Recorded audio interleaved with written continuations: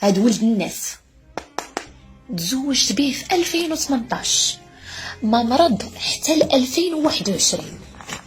من 2018 ل 2021 اقسم بالله الا بكل ما تحمل الكلمه من معنى، الا كان معيشني اميره بالقلي وكان معيشني اميره ما مخصصني من حتى شي حاجه. ديما كنحس بيه مسكين مقاتل مع الوقت وبغى يدير ليا وبغى يفرحني وبغى يديني وبغى يخرجني.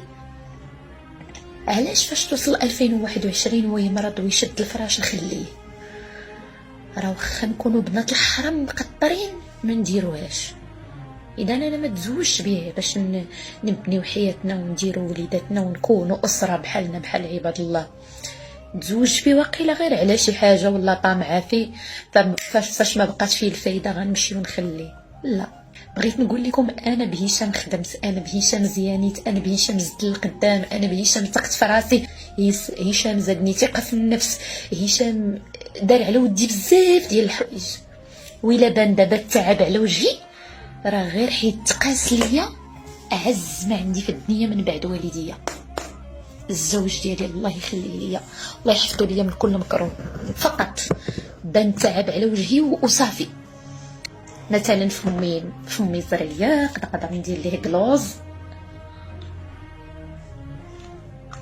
شويه الاهتمام.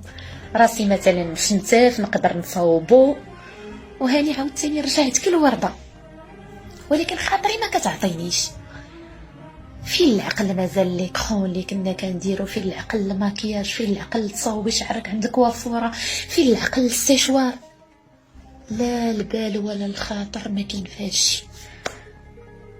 من غير نشوف باه الشوم هشيشي واقفه على رجليه من جديد وما بقى قد اللي فات ان شاء الله.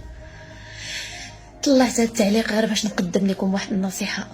الزواج راه قبل ما يكون فرحه وسعاده، الزواج راه الصبر موده وحب وصدق واخلاص. وهنعاود نقول الصبر ثم الصبر ثم الصبر ثم الصبر.